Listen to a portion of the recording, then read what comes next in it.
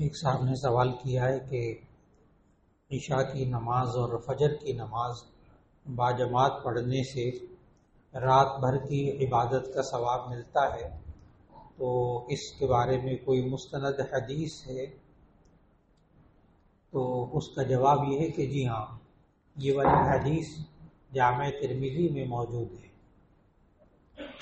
کتاب الصلاۃ کے اندر، اور بہت مستند حدیث ہے کہ نبی صلی اللہ علیہ وسلم نے فرمایا جو کوئی بندہ جماعت کے ساتھ عشاء کی نماز پڑھ لے اور فجر کی نماز جماعت کے ساتھ پڑھ لے، گویا کہ وہ ساری رات عبادت میں مصروف رہا، اور یہ بہت ہی مستند حدیث۔ اس لیے اب یہ خواتین کے ذہن میں یہ نہ آنے پائے کہ خواتین جماعت کے ساتھ نماز نہیں پڑھتی تو کیا ان کو یہ ثواب نہیں ملے گا؟ تو اس کا جواب ذہن میں رکھنا چاہیے کہ اگر وہ خواتین اکیلے بھی نماز پڑھیں گی تو ان کو وہی ثواب ملے گا انشاءاللہ۔ ایک صاحب نے کہا شب قدر کے پا لینے کی کیا نشانیاں ہیں جو احادیث میں ملتی ہیں؟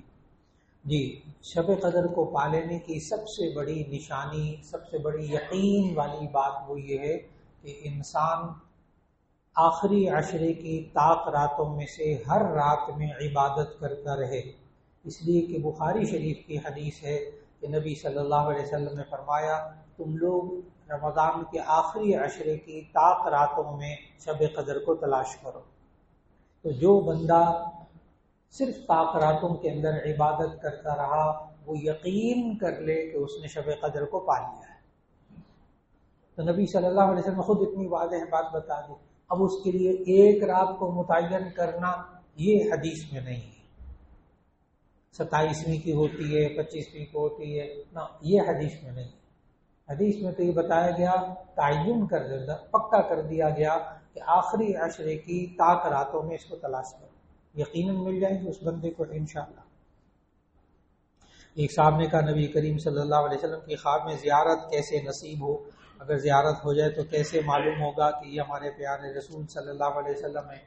تو اس کے لیے یاد رکھ لیجئے گا کہ نبی صلی اللہ علیہ وسلم کی زیارت کرنے کے لیے خواب میں سب سے اہم چیز نبی صلی اللہ علیہ وسلم کی سنتوں پر عمل کرنا، نبی صلی اللہ علیہ وسلم کی سنتوں پر عمل کرنا، کھانے کی سنتیں، پہننے کی سنتیں، مسجد کی سنتیں، وضو کی سنتیں، زندگی گزارنے کی سنتیں، جتنا یہ نبی صلی اللہ علیہ وسلم کے قریب ہوگا سنتوں میں، اللہ تعالیٰ زیارت نصیب فرما دے گا۔ اور دوسرا مرحلہ اور وہ ہے کہ نبی صلی اللہ علیہ وسلم پر کثرت سے درود شریف پڑھنا، کثرت سے درود شریف پڑھیں گے تو انشاءاللہ اللہ تعالیٰ نبی صلی اللہ علیہ وسلم کی زیارت نصیب فرما دے گا۔ باقی یہ ہے کہ کیسے ہمیں پتہ چلے گا کہ ہم نے نبی صلی اللہ علیہ وسلم کو دیکھا؟ تو اس کا جواب اچھی طرح یاد رکھ لیجیے گا کہ آپ کو خواب ہی میں بتایا جائے گا یہ نبی صلی اللہ علیہ وسلم، اس لیے کہ یہ بھی جامع ترمذی کی حدیث ہے۔ نبی صلی اللہ علیہ وسلم نے فرمایا من رآنی فی المنام فقد رآنی فإن الشیطان لا یتمثل بی، جو مجھے خواب میں دیکھے تو اس نے مجھے ہی خواب میں دیکھا ہے، کیونکہ شیطان میری مثل بنا کر کسی کے خواب میں بھی نہیں آ سکتا، اس لیے وہ خواب ہی میں اس کو بتایا جاتا ہے کہ یہ نبی صلی اللہ علیہ وسلم۔ ایک صاحب نے کہا صلاۃ الحاجت ہوتی ہے، کیا صرف سجدہ حاجت بھی کیا جا سکتا ہے کہ اس کے لیے وضو کا ہونا ضروری ہے؟ تو اس کا جواب یہ ہے صلاۃ الحاجت کا معنی ہوتا ہے 2 رکعت نماز پڑھ کے اللہ سے مانگنا، اس کو کہتے ہیں صلاۃ الحاجت۔ انہوں نے سوال کیا ہے کہ اگر ہم پوری نماز نہ پڑھیں، صرف سجدے میں جا کر دعا مانگیں تو کیا اس کے لیے وضو ضروری ہے؟ تو اس کا جواب ہے کہ سجدہ تلاوت کے لیے تو وضو ضروری ہے، لیکن آپ عام نفلی سجدہ کرتے ہیں اور سجدے میں جا کر دعائیں مانگتے ہیں، یہ جائز ہے، اور یہ بغیر وضو کے جائز ہے، بغیر وضو کے جائز ہے۔ وضو نہیں ہے تب بھی آپ سجدے میں جا کر دعائیں مانگتے ہیں، جائز ہے، اپنی زبان میں مانگیں اور عربی میں مانگیں، جائز۔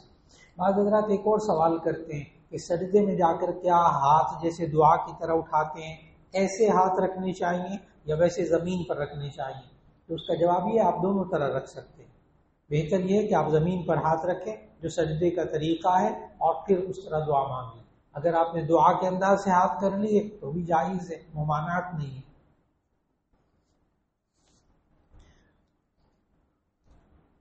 یہ وہی سوال صلاۃ الحاجت کے علاوہ کیا ہم سجدہ حاجت بھی کر سکتے ہیں؟ جی سجدہ حاجت بھی کر سکتے ہیں، سجدہ شکر بھی کر سکتے ہیں، صرف سجدہ کریں اس کے لیے وضو ضروری نہیں۔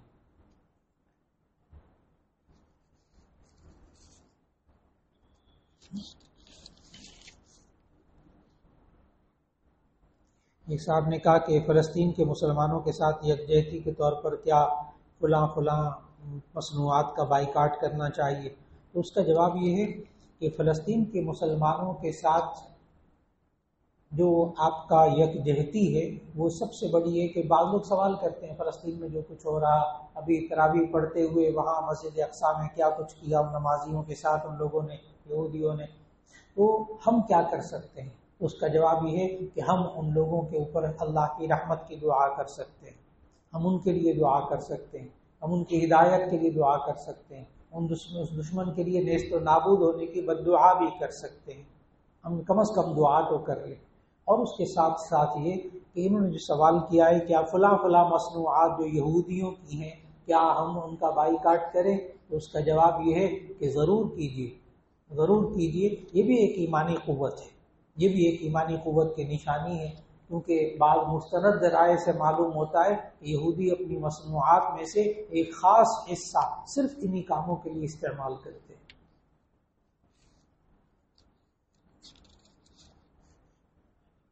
ایک صاحب نے کہا چاند ہمیں مغرب کی جانب نظر آتا ہے تو کیا یہ مغرب سے طلوع ہوتا ہے یا مشرق سے طلوع ہو کر مغرب کی طرف جانب نظر آتا ہے؟ تو اس کا جواب یہ ہے کہ اس کے لیے آپ کو سارا مہینہ چاند دیکھنا ہوگا اور خود دیکھنا ہوگا۔ رویت ہلال کمیٹی کے جس وقت سے ہم محتاج ہوئے ہیں تو ہمیں لاہور میں چاند سب کو نظر آ جاتا ہے، ہمیں ٹی وی میں رات کو 10 بجے نظر آتا ہے، حالانکہ لاہور میں چاند نظر آ چکا ہوتا ہے۔ پہلے یہ ہوتا تھا کہ لوگ چھت پہ چڑھتے تھے، ماں باپ بچوں کو لے کے جاتے تھے، دعائیں مانگتے تھے، چاند کو خود دیکھتے تھے، اور یہاں سب آلات کے محتاج ہو گئے۔ نتیجہ یہ ہوا کہ اب وہ لاہور میں چاند نظر آتا ہے اور ہمیں اطلاع جو ہوتی ہے وہ رات 10 بجے ہوتی ہے۔ لیکن اس کی فکر کرنی چاہیے۔ رہا یہ کہ چاند کیا مغرب سے ہی طلوع ہوتا ہے، اس کا جواب ہے کہ جی ہاں، جو چاند نظر آتا ہے وہ مغرب کی طرف نظر آتا ہے، اور باقی وقت میں یہ مشرق کی طرف بھی رہتا ہے۔ آپ 14ویں کے چاند کو، 12ویں کے چاند کو، 10ویں کے چاند کو غور سے دیکھیں گے تو آپ کو مشرق کی طرف بھی نظر آئے گا۔ وہ چاند اپنے اپنے مدار میں گھوم رہا ہوتا ہے، چاند اپنے مدار میں گھوم رہا ہوتا ہے، اور اس کو کہتے ہیں چاند کا نظر آنا، اور وہ مغرب کی جانب ہی ہوتا ہے۔ یہ اللہ کا نظام ہے۔ بعض لوگ الجھتے بھی ہیں، کہتے ہیں مولانا لوگ چاند پہ پہنچ گئے، چاند پہ کالونیاں بنانے کے بارے میں سوچ رہے ہیں، چاند کے اوپر گھر بنانے کے بارے میں سوچ رہے ہیں، اور آپ یہاں دوربین لگا کر چاند تلاش کرتے ہیں رمضان کا، اور مذاق اڑاتے ہیں۔ ان کو بیچاروں کو دین کی اصل بات ہی نہیں پتہ ہوتی بیچارے کو۔ اصل میں اللہ تعالیٰ نے قرآن مجید میں سورۃ البقرہ کی آیت 185 میں ہمیں حکم دیا ہے، فمن شہید منکم الشہر فلیصم، جو تم میں سے اپنی آنکھوں کے ساتھ اس کا مشاہدہ کر لے وہ روزہ رکھ لے۔ چاند موجود ہے، سائنس تو بتاتی ہے ہمیں پیچھے چاند موجود ہے۔ ابھی گزشتہ چند سال پہلے ایک بہت بڑے وزیر تھے، بہت سائنس اینڈ ٹیکنالوجی کے، انہوں نے کہا کہ یہ جو مولوی لوگ ہیں نا، ایک تو ان کو چاند نظر ہی نہیں آتا، ہر وقت لڑتے رہتے ہیں اور ہمیں بھی تنگ کرتے ہیں، پورے ملک کو مسلمانوں کو تنگ کرتے ہیں، اتنی دیر بعد چاند کا اعلان کرتے ہیں۔ تو وہ سائنس اور ٹیکنالوجی کے وزیر صاحب تھے، وہ کہنے لگے، باقاعدہ بیان آیا، بہت مشہور ہوا، انہوں نے کہا جی کہ میں ان مولویوں کو نا 4-5 سال کا ہر مہینے کا کیلنڈر بنا کے دوں گا، سائنس کے اعتبار سے 4-5 سال کا کیلنڈر بنا کے دوں گا، تاکہ ان کو پتہ چلے روزہ کب ہوگا تو عید کب ہوگی۔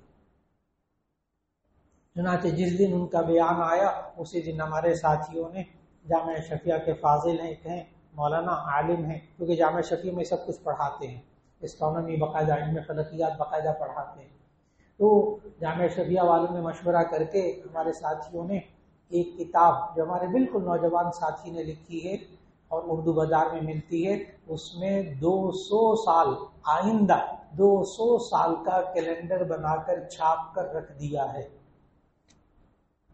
علماء کو اتنا معمولی نہ سمجھے۔ ہمارے جامعہ باقاعدہ ہر ایک طالب علم کو فلکیات پڑھائی جاتی ہے، اسٹرانومی پڑھائی جاتی ہے، لیکن وہاں ہمیں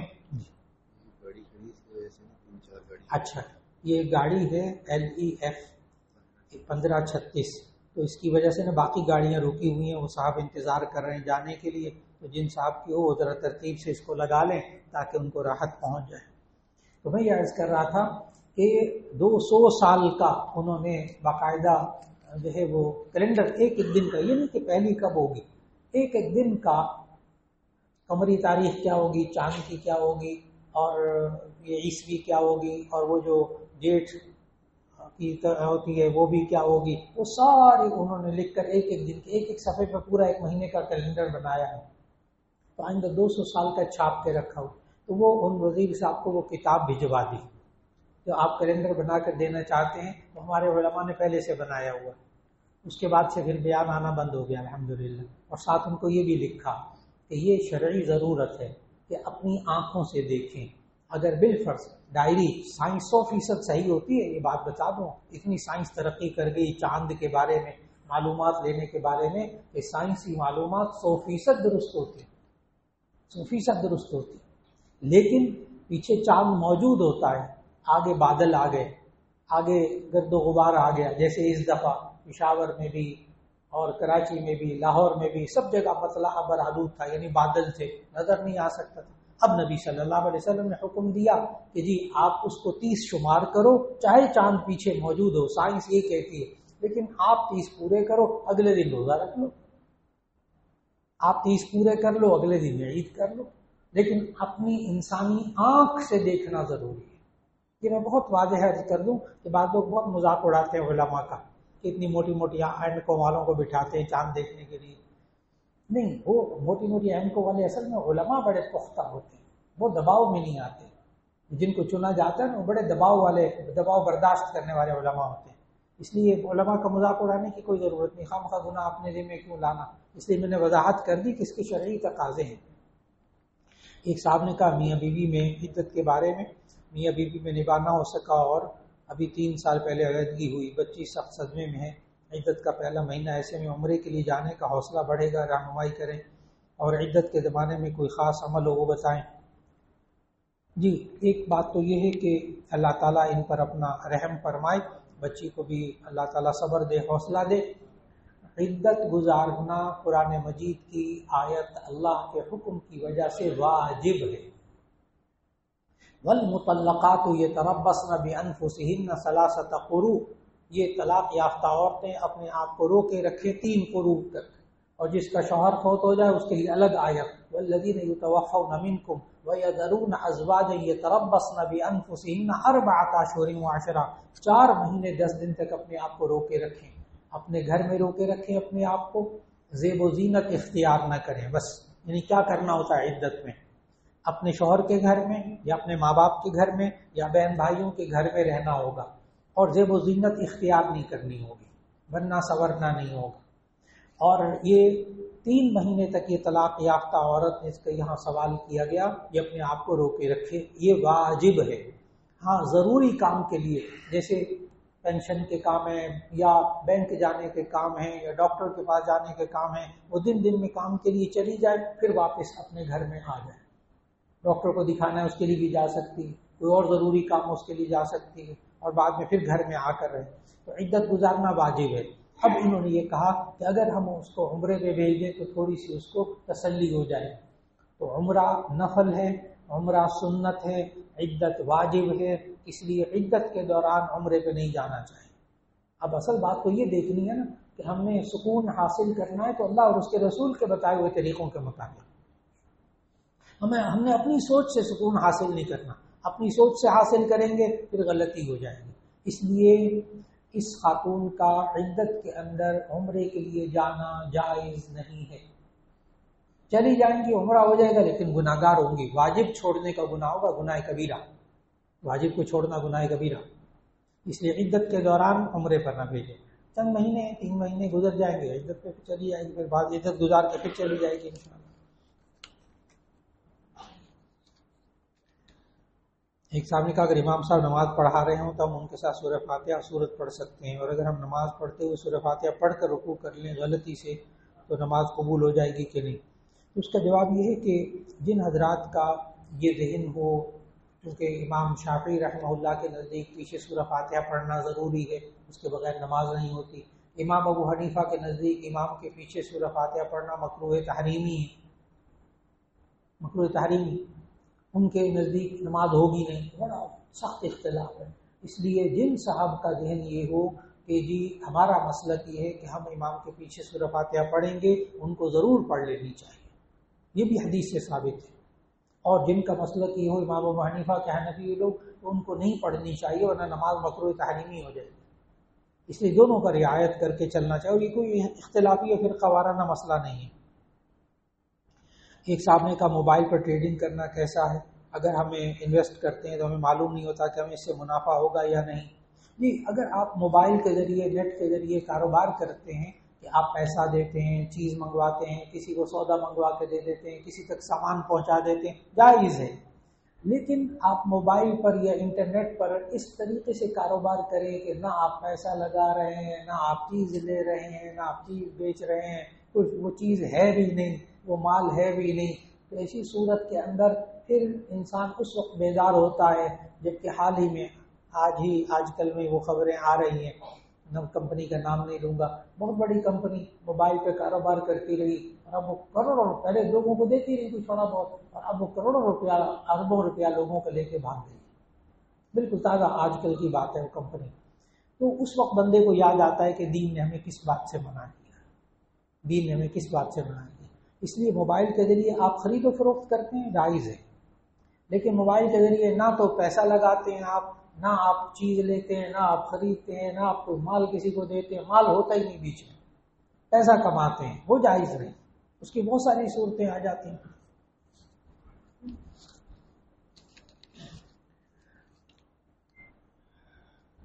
یہ اختلافی سوال پوچھا کسی نے عرس کے بارے میں، جی وہ الگ سے پوچھ لیجیے، بتا دوں گا انشاءاللہ۔ اختلافی اور فرقہ وارانہ باتوں کو نہ یہاں بیان کیا جاتا ہے نہ سوا، کیونکہ اس میں نا کسی کو مزہ آتا ہے، کسی کا دل دکھتا ہے۔ فرقہ وارانہ باتوں میں کسی کو مزہ آتا ہے، کسی کو دل دکھتا ہے، اس لیے فرقہ وارانہ اور سیاسی بالکل نہیں۔ ایک صاحب نے کہا کہ مجھے حلق میں کیڑا اور بلغم گرنے کی بہت زیادہ شکایت ہے، روزے کی حالت میں اس کا کیا حکم ہے، خاص طور پر جب نماز میں ہو؟ تو اس کا جواب ذہن میں رکھیے گا کہ یہ ناک میں سے کیڑا آنا یا بلغم آنا، یہ اگر چونکہ اندر کی پیداوار ہے، اندر سے آتا ہے، اندر ہی چلا جاتا ہے، تو اس سے روزہ نہیں ٹوٹتا، نماز بھی نہیں ٹوٹتی۔ نماز تب ٹوٹتی جب ہم منہ کے باہر سے کوئی چیز اندر لے جاتے ہیں، تو پھر نماز ٹوٹتی۔ اور اگر اندر ہی کی پیداوار ہے، بلغم کیڑا وغیرہ گلے میں گرتا ہے، آپ انکارتے ہیں، الگ چلا جاتا ہے، تو کوئی حرج کی بات نہیں، نہ روزہ ٹوٹتا ہے نہ نماز ٹوٹتی۔ ایک صاحب نے کہا کیا نبی صلی اللہ علیہ وسلم نے تراویح جماعت کے ساتھ پڑھائی ہیں یا پڑھی ہیں؟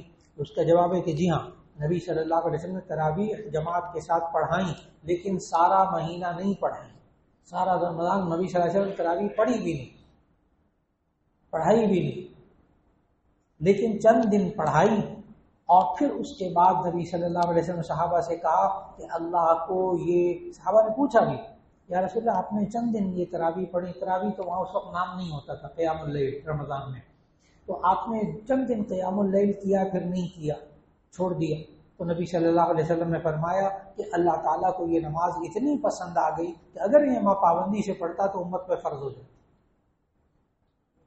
امت پر فرض ہو جاتی۔ چنانچہ نبی صلی اللہ علیہ وسلم نے ہم پر احسان کیا، لیکن اس سے یہ معلوم ہوا کہ ہمارے لیے پورا رمضان پڑھنا سننا چاہیے، ہمارے لیے پورا رمضان پڑھنا سننا چاہیے۔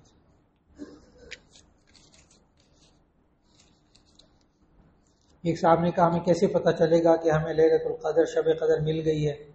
اس کا جواب یہ ہے، ابھی جواب اس کا دیا میں نے، کہ آپ طاق راتوں کے اندر عبادت کرتے رہیں، کوئی طاق رات نہ چھوڑیں، اور پھر یقین کر لیں کہ ہمیں شب قدر کی عبادت کا ثواب ملا ہے انشاءاللہ۔ ایک صاحب نے کہا کہ نماز تراویح میں قرآن مجید مکمل کرنے پر قاری صاحبان کی خدمت کی کیا حیثیت ہے؟ یعنی یہ پوچھنا چاہتے ہیں کہ قرآن مجید جو تراویح میں سناتے ہیں ان کو پیسے دے سکتے ہیں کہ نہیں؟ سیدھی سی بات ہے، ان کو پیسے دے سکتے ہیں یا نہیں دے سکتے؟ تو اجرت پر قرآن حکیم پڑھنا جائز نہیں ہے، قرآن حکیم پڑھ کر اس پہ پیسے کمانا، ہاں آپ تدریس کر رہے ہیں، قرآن مجید بچوں کا حفظ کروا رہے ہیں، ناظرہ پڑھا رہے ہیں، تفسیر پڑھا رہے ہیں، درس دے رہے ہیں، اس کی آپ خدمت وصول کر سکتے ہیں، لیکن قرآن مجید تراویح میں پڑھا کر پھر پیسے لینا اس سے بچنے کی کوشش ہو جائے. اور اگر آپ کہیں کہ جی وہ حافظ صاحب مستحق بھی ہوتے ہیں، حافظ صاحب کو ضرورت بھی ہوتی ہے، ہم تعاون کرنا چاہتے ہیں، تو آپ ان کو بغیر تراویح پڑھائے آگے پیچھے کسی اور وقت میں مدد کر دیجیے. تراویح پڑھانے سے پہلے ان کے ساتھ تعاون کر دیجیے، چاہے وہ تراویح اس مسجد میں نہ بھی پڑھائیں پھر بھی آپ ان کے ساتھ تعاون کر دیجیے. پھر سمجھ میں آئے گا آپ نے قرآن پڑھانے پر دیا یا ان کی خدمت کی. تو امام صاحب کی خدمت کرنا بہت اچھی بات ہے. مستحق ہیں، آپ ان کو زکوٰۃ بھی دے سکتے ہیں، آپ ان کو لاکھوں روپے دیجیے، ہزاروں بھی نہیں، لاکھوں روپے دیجیے، ضرور دیجیے، لیکن قرآن پڑھنے کی اجرت کے طور پر نہ دیں. قرآن پڑھنے کی اجرت کے طور پر نہ دیجیے. بس ان دونوں باتوں میں فرق کرنا ہے.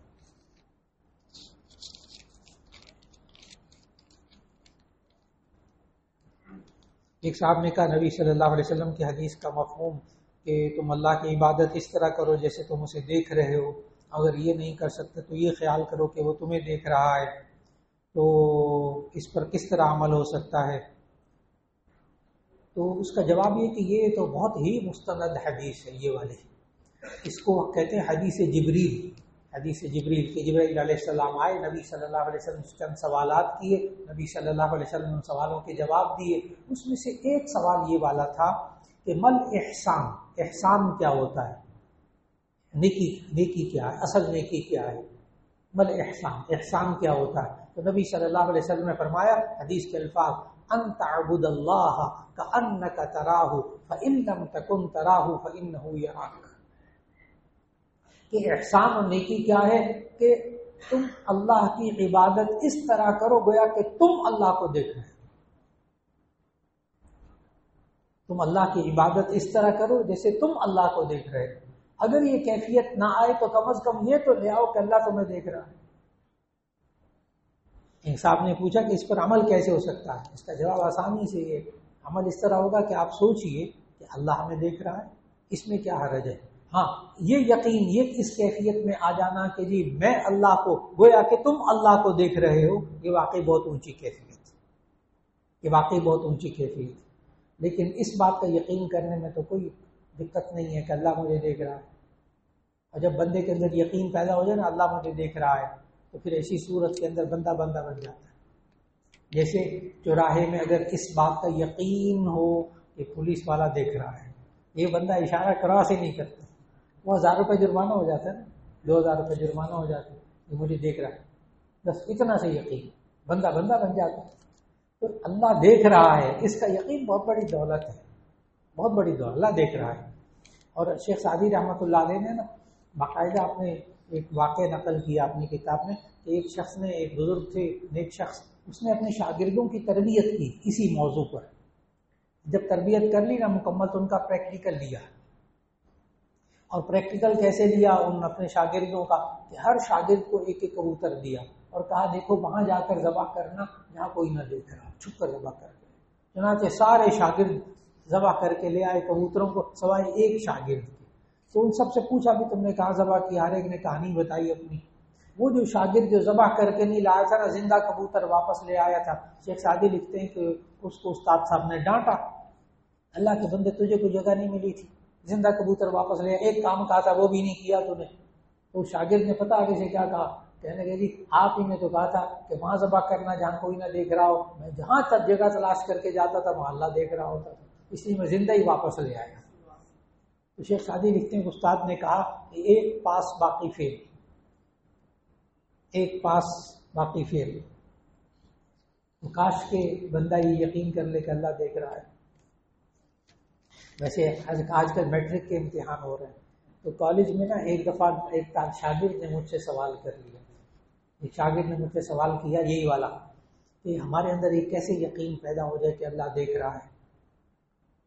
تو میں نے اس کو کہا میں بتاؤں گا ہی نہیں کہ تمہارے اندر یہ کیفیت کیسے پیدا ہو جائے. کہنے کہ نہیں سر آپ کا فرض ہے، آپ اسلامیات پڑھاتے ہیں، آپ کا فرض ہے کہ آپ ہمیں بتائیں.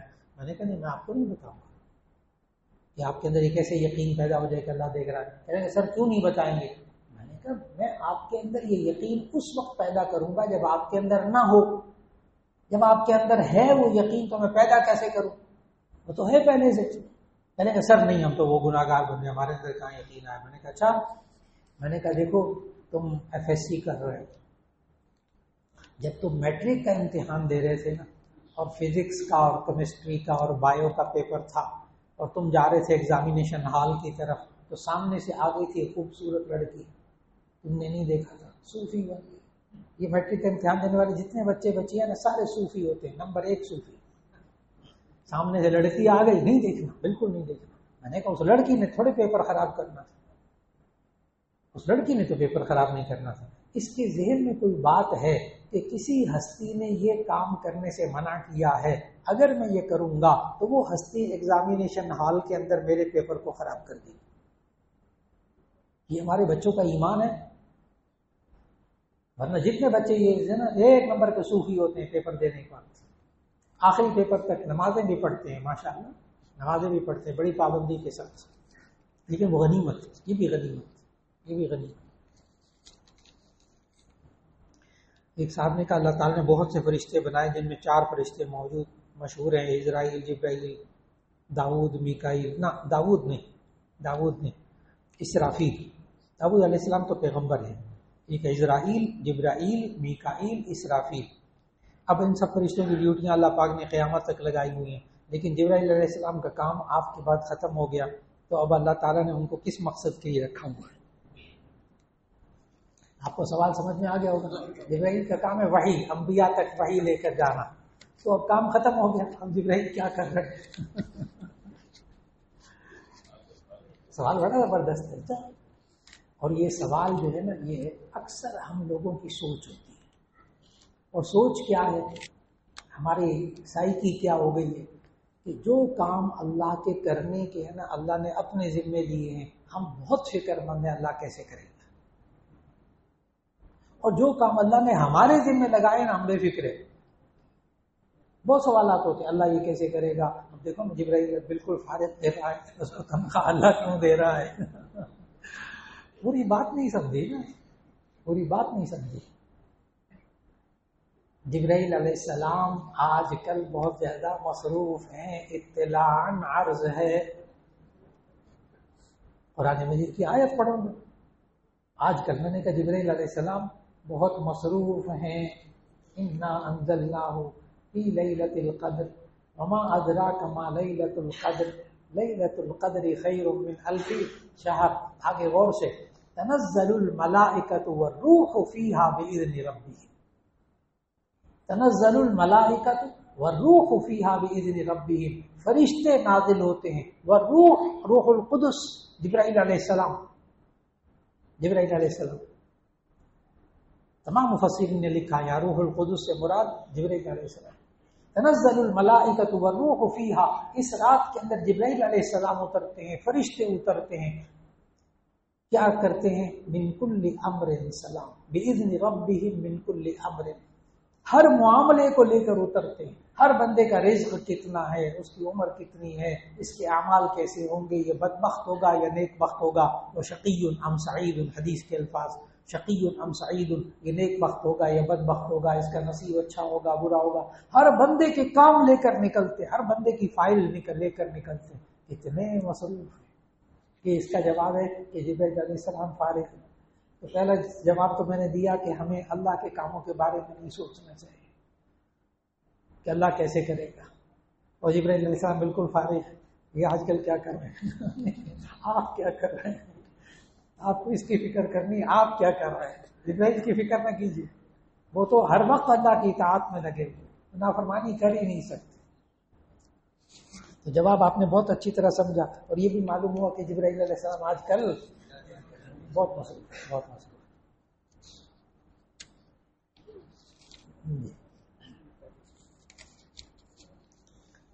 ہے۔ اچھا، ایک صاحب نے کہا روزے میں اگر قے آ جائے تو کیا روزہ ٹوٹ جاتا ہے؟ اور اگر اعتکاف میں بیٹھے ہوں روزہ ٹوٹ جائے تو کیا اعتکاف ٹوٹ جاتا ہے؟ تو اس کا جواب یہ ہے، 2 الگ الگ باتیں۔ ایک تو یہ کہ روزے میں اگر قے آ جائے، 10 دفعہ بھی قے آ جائے، منہ بھر کے بھی آ جائے، روزہ نہیں ٹوٹتا۔ اصل میں کنفیوژن کہاں سے ہوتی ہے؟ وہ ذہن میں ہوتا ہے کہ وضو ٹوٹتا ہے، منہ بھر کے قے آئے تو روزہ ٹوٹتا نہیں ہے، کیا ٹوٹتا ہے؟ وضو ٹوٹتا ہے۔ یہ طے کر لیں، قے آنے سے روزہ بالکل نہیں ٹوٹتا، اور جس شخص کو روزے کے اندر قے آ جائے نا، اس کو مبارکباد دیں، اس کو روزہ توڑنا بھی نہیں چاہیے. اور مجھے بہت تیار ہے، وامٹنگ ہو رہی، ڈاکٹر کہتے ہیں اللہ کے بندے اچھا ہو گیا جو اندر تھا نکل گیا. اللہ نے نظام ایسا بنایا نا، معدہ اس چیز کو قبول نہیں کر رہا، وہ سارا وامٹنگ میں نکل گیا. اب پھر یہ کھائے گا روزہ توڑ کے، یہ پھر اور نقصان کرے گا. اس کو تو معدے کو خالی رکھنا چاہیے تاکہ اس کو سکون ہو جائے. اس لیے روزے کے اندر قے آنا مفید ہے طبی نقطہ نظر سے، میڈیکل لائن کے یہ روزے میں قے آنا مفید ہے. اور قے آنے سے روزہ بالکل نہیں ٹوٹتا. ہاں ایک الگ بات مسئلہ لکھا ہوتا ہے، بعض کیلنڈر ہوتے ہیں یہ روزوں کے نا، تو ان میں ایک بات لکھی ہوتی ہے اگر قصدن قے کرے گا تو روزہ ٹوٹ جائے گا. وہ لوگوں کو نا قصدن نہیں سمجھ میں آتا. اصل میں قصدن ہوتا ہے کسی کوئی ایسی حرکت کرے کہ میرے معدے میں سے جو کچھ ہے وہ باہر نکل آئے، جیسے انگلیاں منہ میں ڈالی، حرکت دی، کوئی ایسا کام کیا کہ میرے معدے میں سے باہر نکل، اس سے روزہ ٹوٹتا ہے. متلی ہو جائے، طبیعت خراب ہو جائے، چکر آ جائے، بخار ہو جائے، وامٹنگ ہو جائے، پیٹ میں درد ہو جائے، وامٹنگ ہو جائے، بالکل روزہ نہیں ٹوٹتا، بالکل مکروہ بھی نہیں ہوتا. اس لیے انہوں نے کہا اگر اعتکاف میں بیٹھے ہوئے اے آ جائے روزہ ٹوٹ جائے تو بالکل نہیں ٹوٹتا، اعتکاف بھی نہیں ٹوٹتا، وضو ٹوٹتا ہے. ایک حضرت یوسف علیہ السلام کی کتنی بیویاں تھیں اور ان کے بچے کتنے تھے؟ یہاں میرے سے یہ بھی سوال ہو چکے ہیں حضرت موسیٰ علیہ السلام کی نانی کا کیا نام تھا. یہاں یہ سوال بھی مجھ سے ہو چکے ہیں، معلوماتی سوال ہے، میرے ذہن میں اس وقت اس کا جواب نہیں ہے. اس کا جواب چاہیے تو قصص القرآن مولانا حفظ الرحمان سیواری صاحب کی کتاب ہے، اس کتاب کا مطالعہ کر لیجیے. یہاں سارے مجمع کے سامنے میں یہ بھی کہہ دیتا ہوں مجھے نہیں معلوم سوال کیا ہوگا. بہت ساری باتیں جو مجھے معلوم نہیں ہے، ہر بات تو نہیں جانتا میں، لیکن یہ والے سوال مزے لینے کے لیے ہوتے ہیں، ہدایت کے لیے نہیں ہوتے، کسی نے ناراض نہیں ہونا. یہ سوالات معلوماتی سوال ہوتے ہیں مزے لینے کے لیے، یہ علمی سوال نہیں، یہ علمی سوال نہیں، اس سے ہدایت کا تعلق نہیں ہے. ایک صاحب نے کہا کہ آپ صلی اللہ علیہ وسلم واقعہ معراج پر کتنا عرصہ آسمانوں پہ رہے؟ ہاں اس سوال کا جواب حدیث سے ملتا ہے، ذرا اس کی مدت ذہن میں رکھیے گا. نبی صلی اللہ علیہ وسلم آسمانوں پہ کتنی دیر رہے؟ میں اس کو سوال کو اور مشکل بنانے لگا ہوں. مسجد حرام سے مسجد اقصیٰ تک، مسجد اقصیٰ سے سدرۃ المنتہا تک، وہاں سے واپسی کتنا ٹائم لگا؟ مستند حدیث کہ حضرت ام ہانی اپنی پھوپھی حضرت ام ہانی کے گھر سے نبی صلی اللہ علیہ وسلم معراج کے سفر پہ گئے اور دروازہ بند کیا، کنڈی جو لگی ہوئی تھی نا، کنڈی جو لٹکی ہوتی ہے وہ ہل رہی تھی. نبی صلی اللہ علیہ وسلم کو معراج کے پورے سفر میں اتنا ٹائم لگا کہ واپس آئے تو وہ کنڈی ہل رہی تھی. جواب مکمل ہوا، جواب مکمل ہوا. اس وقت میں مسجد حرام سے مسجد اقصیٰ تک 40 راتوں کا سفر، 40 راتوں کا سفر، پھر آسمان و زمین اور پھر وہاں سے واپسی. تو اللہ تعالیٰ قادر مطلق ہے، ان اللہ علی کل شیء قدیر. یہ نبی صلی اللہ علیہ وسلم کا معجزہ ہے، یہ نبی صلی اللہ علیہ وسلم کا معجزہ ہے. ایک صاحب نے کہا نماز جنازہ اور عید کی نماز میں دیر سے ملے تو اس کا طریقہ بتا دیں. یہ اصل میں جنازے کی اور عید کی نماز کی تکبیروں کے بارے میں اصل میں سوال کر رہے ہیں. اگر جنازہ آپ پہلے میں جنازے کے بارے میں بتا دوں، اگر آپ جنازے میں شریک ہوں اور 1 یا 2 یا 3 تکبیریں ہو چکی ہوں، کل نماز جنازہ میں 4 تکبیریں ہیں اور یہ چاروں تکبیریں فرض ہیں. نماز میں صرف تکبیر تحریمہ فرض ہے، اللہ اکبر کہہ کے جب ہاتھ باندھتے وہ فرض ہے. نماز جنازہ میں چاروں تکبیریں فرض ہیں. لہذا کوئی بندہ اگر آئے تو چوتھی تکبیر ہونے والی تھی، 3 تکبیریں ہو چکی تھی، تو یہ کھڑا کھڑا نا اللہ اکبر، 1 تکبیر ہوگی، پھر فوراً خود ہی کہہ دے اللہ اکبر اللہ اکبر. اتنی دیر انتظار کرے کہ امام چوتھی تکبیر کہہ دے گا، اس کے 4 فرض پورے ہو گئے، نماز جنازہ پوری ہو گئی. بہت آسان، بہت آسان. یعنی خود ہی اللہ اکبر جن دفعہ کہنا ہو ضرورت ہے وہ کہہ لیجیے اور نماز ہو گئی پوری.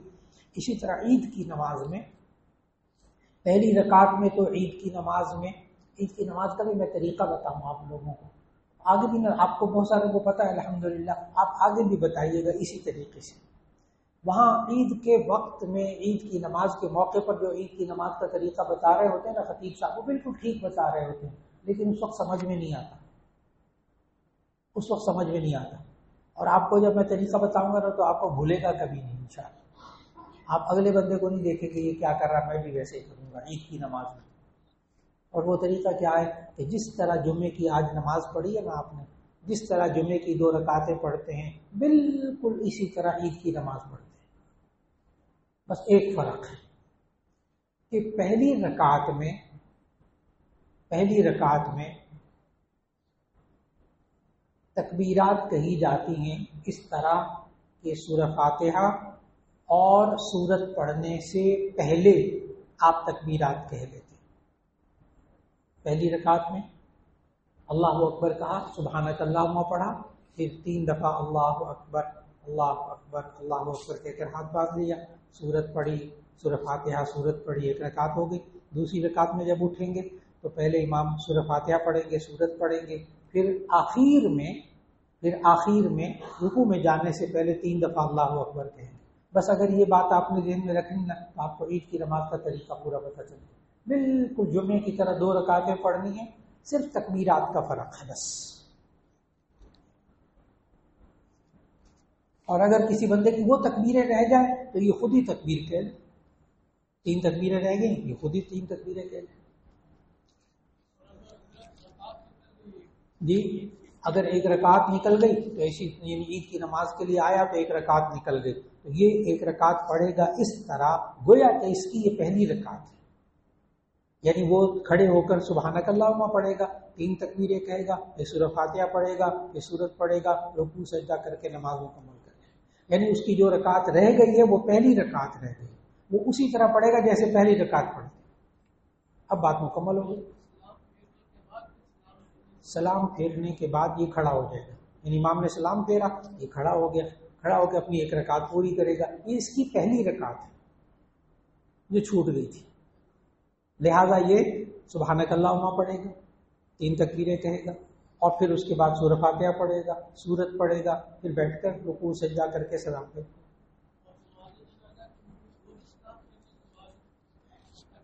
نماز جنازہ کی جو تکبیریں ہیں وہ امام کے ساتھ مل کر فوراً کہہ لیں.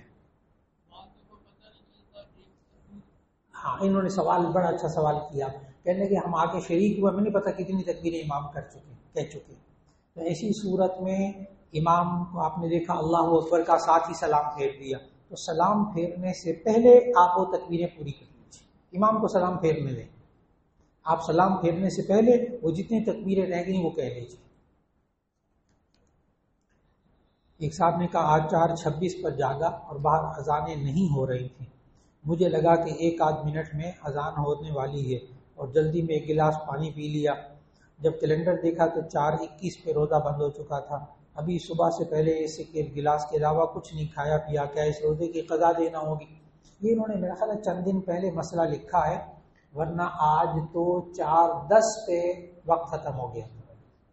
آج 4:10 پہ وقت ختم ہو گیا. تو اس لیے اگر اب میں مثال دینے لگا ہوں تاکہ یہ مسئلہ سمجھ میں آ جائے. یہ بندہ 4:15 بجے جاگا، 4:15 پہ جاگا، 4:20 پہ جاگا، اذانیں تو ہو نہیں رہی تھی، وہ تو ہو چکی تھی. اب یہ جب جاگا تو اس نے 1 گلاس پانی پی لیا، کوئی چیز کھا لی. پھر اس کے بعد جب گھڑی دیکھی پتہ چلا یہ تو روزہ بند ہوئے 5-10 منٹ گزر چکے. تو ایسی صورت میں اب یہ روزہ نہیں ہوا، اس کی صرف قضا کریں گے، کفارہ نہیں.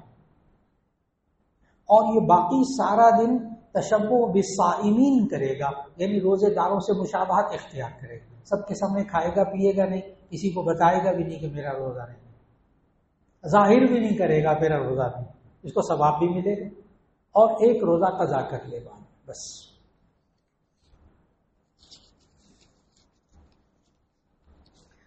ایک صاحب نے کہا اگر 4 بالغ بچوں کو والد اپنے خرچ پر حج کروا دے تو صاحب نصاب ہونے پر بچوں کو دوبارہ حج فرض ہوگا یا نہیں؟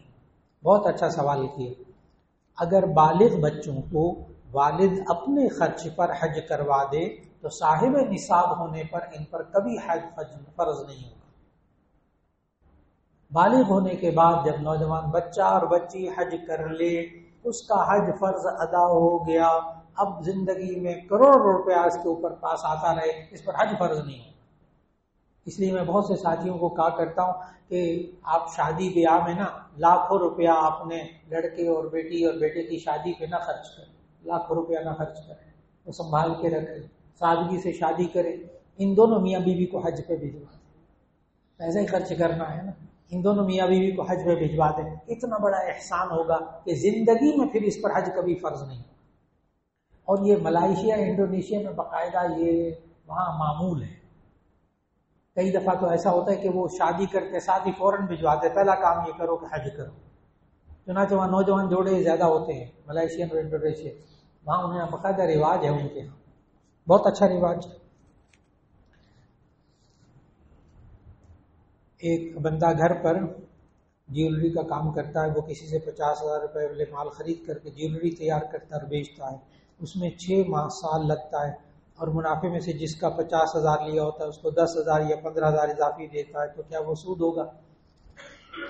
انہوں نے جو سوال کیا نا اصل میں بیچ میں وہ یہ ہے کہ یہ بندہ گھر پہ جیولری کا کام کرتا ہے اور کسی کا 50,000 روپے کا مال خریدا اور جیولری تیار کر کے آگے بیچ دی، پھر 6 مہینے سال لگ جاتا ہے، تو منافع میں سے جو 50,000 لیا ہوتا ہے اس کو 10 یا 15,000 اضافی دیتا ہے، تو کیا سود ہوگا؟ تو اس کا جواب ہے کہ جی ہاں سود ہوگا، اس لیے کہ سونا چاندی نقد روپیہ پیسہ اس کے اندر قرض لے کر اضافے سے دینا جائز نہیں۔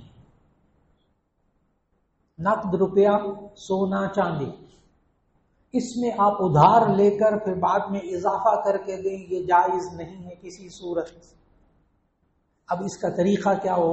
کاروبار کرنا ہے نا، جو صاحب جیولری کا کاروبار کرتے ہو نا، تو ایک شاندار کتاب ابھی بالکل 1-8 سال پہلے وہ کتاب آئی ہے، پہلے وہ کتاب وجود میں نہیں تھی، کمال کر دیا ان بزرگوں نے، اور وہ ہے مولانا عبدالرؤف سکھروی صاحب دارالعلوم کراچی کے۔ انہوں نے سالہ کئی سال سناروں کے پاس اٹھے بیٹھے، سناروں کے مسائل کو سنا، پھر کہیں جا کر انہوں نے کتاب لکھی ہے زیورات کے شرعی مسائل، سونا چاندی کا کاروبار اور زیورات کے شرعی مسائل، کمال کر دیا۔ وہ کتاب اردو میں پڑھنے والی، زیادہ موٹی کتاب نہیں، بڑی کتاب، کمال کر دیا۔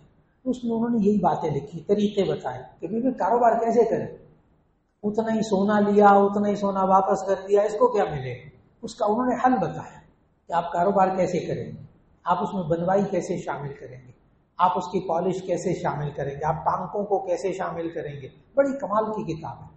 تو اس کا خلاصہ یہ ہے کہ آپ وہ کتاب پڑھیے اور کسی عالم مفتی صاحب کے پاس بیٹھیے کہ میں جیولری کا کاروبار کرتا ہوں، میں کیسے کماؤں جو میرے لیے حلال ہوگا، انشاءاللہ وہ طریقہ بتائیں گے آپ کو، اور 100% جائز ہوگا۔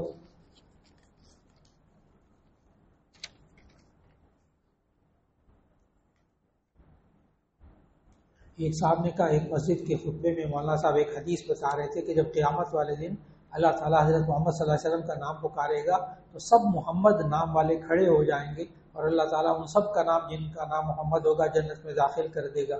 کیا یہ حدیث صحیح ہے؟ اس کا جواب یہ کہ میرے علم میں یہ حدیث نہیں ہے۔ اس حدیث کو نہ میں ضعیف کہہ سکتا ہوں جب تک کہ میرے پاس دلیل نہیں ہوگی، نہ میں اس کو یہ کہہ سکتا ہوں کہ حدیث نہیں ہے جب تک کہ مجھے یہ نہیں معلوم ہوگا کہ یہ حدیث نہیں ہے، میں آپ کو نہیں کہوں گا۔ میں نے کیا کہا؟ یہ حدیث میرے علم میں نہیں ہے کہ یہ حدیث ہے بھی کہ نہیں۔ ایک صاحب نے کہا، ایک مولانا صاحب فرما رہے تھے کہ اللہ تعالیٰ نے نماز کو اس لیے معراج کے موقع پر فرض کیا کیونکہ اس کا مقصد یہ تھا کہ نماز اللہ تعالیٰ کا سب سے اہم حکم ہے، اس مقصد کے لیے اللہ تعالیٰ نے معراج کے موقع پر یہ فرض عطا کیا، اور باقی سب حکم زمین پر حضرت جبرائیل علیہ السلام کے ذریعے دیے۔ یہ بات درست، یہ بات درست، یہ مفسرین نے یہ باتیں لکھی، محدثین نے لکھی کہ ایک عبادت ایسی ہے جو آسمانوں پہ فرض ہوئی ہے، باقی ساری عبادتیں زمین میں فرض ہوئی ہیں، تو اس کی اہمیت اپنی جگہ۔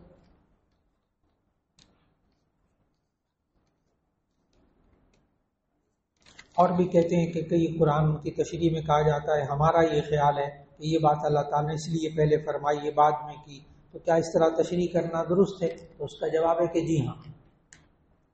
افلا یتدبرون القرآن ام علی قلوب اقفالها، یہ قرآن میں کیوں نہیں غور و فکر کرتے، کیا ان کے دلوں پہ تالے پڑے ہوئے؟ تو اگر ایک مفسر یہ کہے نا، جو کئی علوم کا ماہر ہے، قرآن کا بھی، حدیث کا بھی، فلاں فلاں سارے علوم کا ماہر، وہ یہ کہتا ہے تفسیر کرتے ہوئے، میرا یہ خیال ہے اور وہ خیال قرآن و سنت کے خلاف نہ ہو تو وہ درست ہے،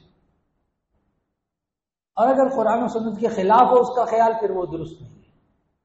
اس لیے کوئی مفسر اگر یوں کہہ دے تو اس کا کہنا درست ہوتا ہے۔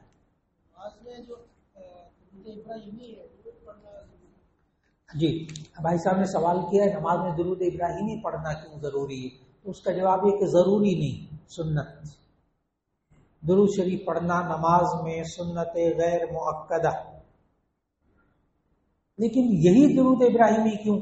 نبی صلی اللہ علیہ وسلم نے درود و سلام کے جو الفاظ سکھائے ہیں وہ تقریباً 40 کے قریب ہیں، 40 کے قریب درود و سلام کے الفاظ جو نبی صلی اللہ علیہ وسلم نے خود سکھائے، اور اس کی ایک باقاعدہ کتاب ہے چھپی ہوئی، زاد السعید، زاد ز الف دال آگے السعید، زاد السعید کتاب ہے، اور اس کے لکھنے والے مولانا اشرف علی تھانوی، انہوں نے تمام احادیث میں سے جو درود شریف کے کلمات خود نبی صلی اللہ علیہ وسلم نے سکھائے ہیں درود السلام کے وہاں لکھے۔ اب ان کا سوال ہے نماز میں درود ابراہیمی کیوں پڑھتے ہیں؟ اصل یہ سوال ہے، اس کا جواب غور سے سنیے گا۔ جب نبی صلی اللہ علیہ وسلم نے یہ آیت سورہ احزاب کی نازل ہوئی، ان اللہ وملائکتہ یصلون علی النبی یا ایھا الذین آمنوا صلوا علیہ وسلموا تسلیما، جب یہ آیت نازل ہوئی کہ اللہ تعالیٰ نبی صلی اللہ علیہ وسلم پر صلاۃ بھیجتا ہے، درود بھیجتا ہے، اے ایمان والو تم بھی نبی صلی اللہ علیہ وسلم پر صلاۃ و سلام بھیجو، تو ایک صحابہ میں سے ایک نے کہا یا رسول اللہ صلی اللہ علیہ وسلم ہم آپ پر سلام کیسے بھیجیں یہ تو ہمیں معلوم ہے، لیکن ہم آپ پر درود کیسے بھیجیں، صلاۃ کیسے بھیجیں؟ صلاۃ کا معنی دعا۔ تو نبی صلی اللہ علیہ وسلم نے اس سوال کے جواب میں، یہ جامع ترمذی میں بھی حدیث موجود ہے، سنن ابی داؤد میں بھی حدیث موجود ہے، سنانے لگا ہوں کہ اس سوال کے جواب میں کہ یا رسول اللہ ہم آپ پر سلام کیسے بھیجیں یہ تو ہمیں معلوم ہے۔ یہ کیسے معلوم ہوا صحابہ کو؟ یہ التحیات کے اندر، التحیات للہ والصلوات والطیبات السلام علیک ایھا النبی، السلام علیک ایھا النبی ورحمۃ اللہ وبرکاتہ۔ تو ہمیں سلام کا طریقہ تو آپ نے تشہد میں سکھایا ہے، یہ صلاۃ کا طریقہ کیا ہوتا ہے؟ اس پر نبی صلی اللہ علیہ وسلم نے یہ درود ابراہیمی سکھایا۔ یہ ہے اصل بات اہمیت والی کہ ہم درود ابراہیمی کیوں پڑھتے ہیں۔ ایک بات تو یہ، دوسری ایک بات اور ذہن میں آتی کہ انبیاء تو بہت سارے ہیں، اس میں ابراہیم علیہ السلام کا نام کیوں لیتے ہیں؟ انبیاء تو بہت سارے ہیں، اس میں ابراہیم علیہ السلام کا نام کیوں لیتے ہیں؟ اس کا جواب محدثین نے ایک اور حدیث سے دیا جو معراج سے متعلق ہے، کہ معراج کے موقع پر جب نبی صلی اللہ علیہ وسلم کی ملاقات ایک آسمان پر حضرت ابراہیم علیہ السلام سے ہوئی، معراج کے موقع پر جب نبی صلی اللہ علیہ وسلم کی ملاقات ایک آسمان پر حضرت ابراہیم علیہ السلام سے ہوئی، تو حضرت ابراہیم علیہ السلام نے نبی صلی اللہ علیہ وسلم پر درود بھیجا، اور نبی صلی اللہ علیہ وسلم کی تمام آل پر درود بھیجا۔ نبی صلی اللہ علیہ وسلم نیچے اتر کر کہا تم بھی ابراہیم پر اس کی آل پر درود بھیجا۔ یہ ہے وہ بنیادی بات جس وجہ سے ابراہیم علیہ السلام کا نام آتا ہے۔ یہ ایک صاحب نے سوال کیا درود تاج کے بارے میں، تو اس کا جواب ذہن میں رکھیے کیونکہ اختلافی سوال ہے، لیکن میں جواب دے دیتا ہوں کہ بہت سارے درود بہت سارے بزرگوں نے بنائے ہوئے ہیں، وہ درست ہیں۔ میرے پاس ایسی کتابیں موجود ہیں جن میں 500 ہزار درود شریف کے کلمات موجود ہیں بزرگوں کے بنائے ہوئے۔ کوئی انسان کیا اپنے پاس سے عربی میں بھی درود شریف کے کلمات بنا سکتا ہے، پڑھ سکتا ہے؟ تو اس کا جواب ہے کہ جی ہاں، خود بنا لیں درود شریف کے کلمات، جائز، بشرطے کہ وہ قرآن و سنت کے مطابق۔ اور جہاں رہا درود تاج کا مسئلہ، تو درود تاج بہت اچھی طرح میں نے پڑھا، اس کا بڑا اچھی طرح گہرا مطالعہ، تو باقی درود تاج سارا بالکل ٹھیک ہے، باقی سارا ٹھیک ہے، قرآن و سنت کے مطابق ہے۔ ایک لائن اس میں جا کر نہ آتی ہے جس میں اختلاف ہے، اور وہ لائن ہے نور من نور اللہ والی۔ بہت سیدھی بات بتاؤں، اس لائن میں اختلاف ہے بس۔ یہ اب بات فرقہ وارانہ بات کی طرف چلی جائے گی، اگرچہ میں اپنے درس میں اس کا جواب دے چکا ہوں صبح کے درس میں۔ تو بس اتنا سا بتا دیا کہ درود تاج باقی سارا ٹھیک ہے سوائے اسے ایک لائن کے جس میں اختلاف ہے۔ جی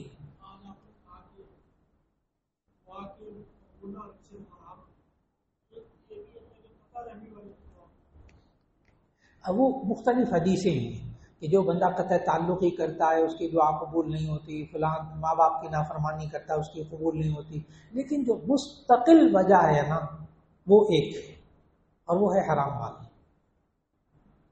ایک وہ بھی ہے شب قدر میں جو بندہ اس طرح کرتا ہے اس کی دعا قبول نہیں ہوتی۔ قطع رحمی کس کو کہتے ہیں اس کو ذہن میں رکھیں۔ قطع رحمی کس کو کہتے ہیں؟ سلام نہ کرے، اس کو کھانا نہ کھلائے، اس کو ہدیہ تحفہ نہ دے، اس کے حقوق کا خیال نہ کرے، اس کو قطع رحمی کہتے ہیں۔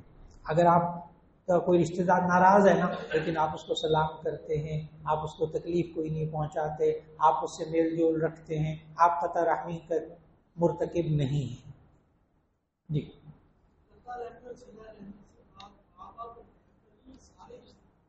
جی، رحم کا معنی ہوتا ہے رشتہ، رحم کا معنی ہوتا ہے رشتہ، جو نسبی رشتہ دار ہے وہ یہاں مراد ہے، جن کو آپ رشتہ دار کہتے ہیں۔ اس میں ماں باپ بھی ہیں، اس میں بہن بھائی بھی ہیں، اس میں چچا تایا بھی ہیں، اس میں جو نسبی رشتے جتنے ہیں وہ سارے اس میں شامل ہیں، خون کے رشتے۔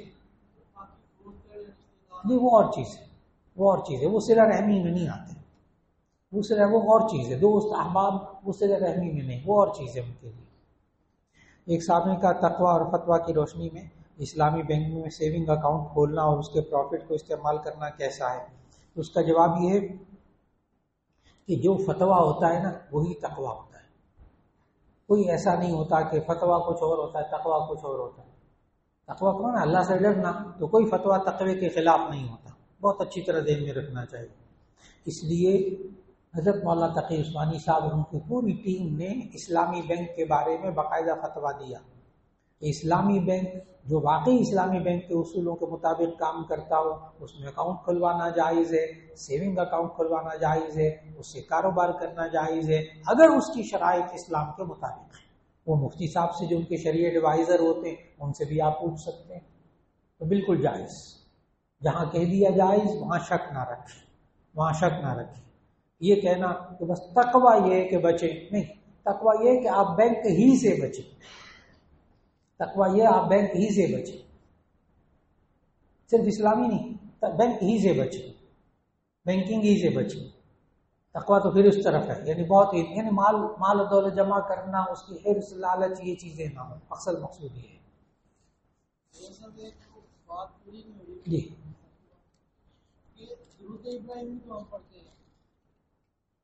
ابراہیم علیہ السلام سے درود پڑھتے ہیں، ان کی آل میں پڑھتے ہیں، آل جو ہے وہ آگے آل یہودی، تو وہ اس کے دل نہیں مانتا۔ ہاں بالکل بالکل، بڑا اچھا سوال کیا، وہ بار بار بس ٹھیک میں جواب دے رہا ہوں۔ انہوں نے سوال کیا ہے کہ ہم درود شریف پڑھتے ہیں، اللہم صلی علی محمد وعلی آل محمد کما صلیت علی ابراہیم وعلی آل ابراہیم، تو آل ابراہیم پر بھی رحمت نازل فرما۔ تو بھائی صاحب بڑی ایمانی قوت والے ہیں سوال کرنے والے، کہتے ہیں آل ابراہیم تو بنی اسرائیل میں سے یہودی ہے، تو میرا بڑا دل پھر اس وقت ہوتا ہے جب ہم آل ابراہیم کہتے ہیں۔ بڑا قیمتی سوال ہے کہ آل ابراہیم جو وہ تو یہودی ہے، تو ایسی صورت کے اندر پھر ہم آل ابراہیم کیسے ہم درود شریف کے اندر پڑھیں؟ اس کا جواب آپ کو ملے گا قرآن مجید سے، نوح علیہ السلام والے واقعے سے، نوح علیہ السلام والے واقعے سے، کہ اللہ تعالیٰ نے نوح علیہ السلام کو کہا کہ آپ اپنے آپ کو اور اپنی آل اولاد کو، گھر والوں کو کشتی میں سوار کر لیں، ہمارا وعدہ ہے کہ ہم آپ کی آل کو بچائیں گے۔ ٹھیک ہوگی؟ جب وہ کشتی میں سوار ہونے لگے تو وہ بیٹا جو نافرمان تھا اپنے باپ کو نہیں مانتا، باپ کی نہیں مانتا تھا، باپ کو ہی نہیں مانتا، نبی نہیں مانتا تھا۔ اس وقت حضرت نوح علیہ السلام نے دعا کی اللہ سے، اے اللہ تو نے وعدہ کیا تھا کہ میں تیری آل کو بچاؤں گا، تو میرے بیٹے کو بچا رہے۔ پتہ ہے اللہ تعالیٰ ناراض ہوا ہے نوح علیہ السلام سے اس بات پر، اور پتہ ہے قرآن میں کیا کہا؟ یا نوح انہ لیس من اہلک انہ عمل غیر صالح، اے نوح یہ تیری آل میں سے نہیں، تیرے اہل میں سے نہیں ہے، یہ تیرا نافرمان ہے، یہ تجھے مانتا نہیں، نبی نہیں مانتا، یہ اللہ کو نہیں مانتا، یہ شرک میں مبتلا ہے، یہ بیٹا ہونے کے باوجود تیری آل میں سے نہیں ہے۔ تو جب ہم کہیں نا وعلی آل ابراہیم، تو اس سے ایمان والے مراد ہے، یہودی مراد نہیں ہے۔ بہت واضح جواب دیا۔ اللہ پاک نے فرمایا کہ تمہاری آل وہ ہے جو تمہارے ساتھ کشتی ہے، جو تمہارے اوپر ایمان لائے۔ تو آل سے مراد اولاد، لفظی مطلب آل، اہل، اس کا معنی آل، اولاد۔ اب آل میں پوری امت بھی شامل، روحانی اولاد بھی شامل ہے، لیکن یہودی شامل نہیں ہے، پکی بات ہے۔ ایک صاحب نے کہا سعودی عرب کے قانون کے مطابق ہم عمرہ احرام کی حالت میں مطاف میں جا کر طواف کر سکتے ہیں، تو کیا ہم حجر اسود کو بوسہ دے سکتے ہیں؟ حجر اسود کو بوسہ دے سکتے ہیں احرام کی حالت میں، رکن یمانی کو ہاتھ لگا سکتے ہیں احرام کی حالت میں، حتیم میں جا کر دعا اور نفل پڑھ سکتے ہیں، ملتزم پر جا کر لپٹ کر دعا کر سکتے ہیں کہ نہیں؟ یہ آج کل کے بڑے اہم سوال ہیں۔ اس میں یہ عرض کروں گا کہ سعودی قانون کے مطابق اب نیچے وہ شخص جا سکتا ہے، یعنی خانہ کعبہ میں مطاف جہاں خانہ کعبہ ہے، صحن ہے، جس نے احرام باندھا ہوا عمرے کا، حج یا عمرے کا احرام باندھا ہو، وہ نیچے جائے گا، باقی اوپر طواف کرے گا۔ یہ انہوں نے سہولت رکھ دی، ورنہ آپ کو معلوم ہے کہ پہلے رمضان کے اندر لوگ احرام باندھے ہوئے لوگ بیچارے اوپر طواف کرتے تھے، اور بغیر احرام باندھے ہوئے نیچے سارا مجمع بھرا ہوتا تھا۔ یعنی احرام باندھے والے بیچارے کو نا طواف کی جگہ انہوں نے قانون بنا دیا سہولت کے لیے۔ اور کیا قانون بنایا کہ جی اب نیچے احرام باندھ کر صرف جائیں گے، ان کو جگہ ملے گی۔ بہت اچھا ہو گیا۔ اب آپ دیکھتے ہیں سارے سفید کپڑے، یا عورتیں برقعے میں اور یا سفید احرام کے اندر سارے۔ تو اب یہ عمرہ کرنے والوں کے لیے سہولت ہوگی۔ اب سوال ان کا یہ ہے کہ حجر اسود کو بوسہ دے سکتے ہیں؟ اس کا جواب یہ ہے اب عملی پریکٹیکل لائف کے اندر ہم نہیں دے سکتے، کیوں؟ وہاں رش بہت ہوتا ہے، اور اگر ممکن نہیں ہوتا اس وقت تو نبی صلی اللہ علیہ وسلم اس کو متبادل بتایا، استلام، کہ آپ بسم اللہ اللہ کندھوں تک ہاتھ اٹھائیں، بسم اللہ اللہ اکبر کہہ کر ہاتھوں کو چومیں، ہاتھوں کو چھوڑ دیں، گویا کہ آپ نے حجر اسود کو ہاتھ لگائے، پورا ثواب ملتا ہے، پورا ثواب۔ اور حجر اسود کے پاس جا کے بندہ دھکے دے، مکے دے، دوسروں کو تکلیف پہنچائے، یہ حرام ہے۔ تو ایک سنت کام کرنے کے لیے حرام کام کر کے سنت کام کرے، بالکل جائز نہیں۔ اس لیے وہاں اگر موقع ملے بھی تو احرام کی حالت میں حجر اسود کو چومنا نہیں چاہیے۔ کیوں؟ اس لیے کہ وہاں خوشبو لگی ہوتی، بہت خوشبو لگی ہوتی، اور جب یہ احرام کی حالت میں وہاں جا کر ہاتھ لگائے گا، اس کے ہاتھوں کو خوشبو لگ جائے گی، ہاں 750 ریال کا ایک بکرا دینا پڑے گا، دم واجب ہو گیا۔ 750 ریال کو نا 75 سے ضرب دے دیجیے گا آرام سے بیٹھ کے۔ تو اس لیے حجر اسود کو بالکل ہاتھ نہیں لگانا، اور یہ رکن یمانی کو بھی ہاتھ نہیں لگانا، وہاں بھی خوشبو لگی ہوتی ہے دبا کے، احرام کی حالت میں نہیں کرنا۔ اور حتیم میں جا کر دعا اور نفل پڑھ سکتے ہیں۔ جی احرام باندھا ہوا ہو اگر آپ نے، تو حتیم کہتے ہیں خانہ کعبہ کے ایک طرف جو ایک دیوار سی چھوڑی ہوئی ہے نا، وہاں جا کر نفل پڑھنا۔ تو وہ لوگ ظہر کے بعد عام طور پر کھولتے ہیں، صبح بھی کھولتے ہیں کچھ وقت کے لیے۔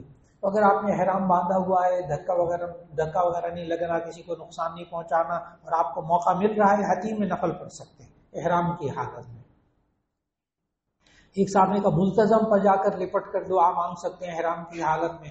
اس کے لیے پہلے ملتزم کو سمجھنا ہوگا کہ ملتزم کس کو کہتے ہیں۔ ملتزم کا لفظی مطلب ہے چمٹنے کی جگہ، التزام، التزام یلتزم التزاما، چمٹنا، اور ملتزم کا معنی چمٹنے کی جگہ، جہاں جا کر انسان چمٹ کر خانہ کعبہ سے دعا مانگے، اللہ دعا قبول کرتا ہے۔ اب ملتزم ہے کہاں اور کتنا ہے؟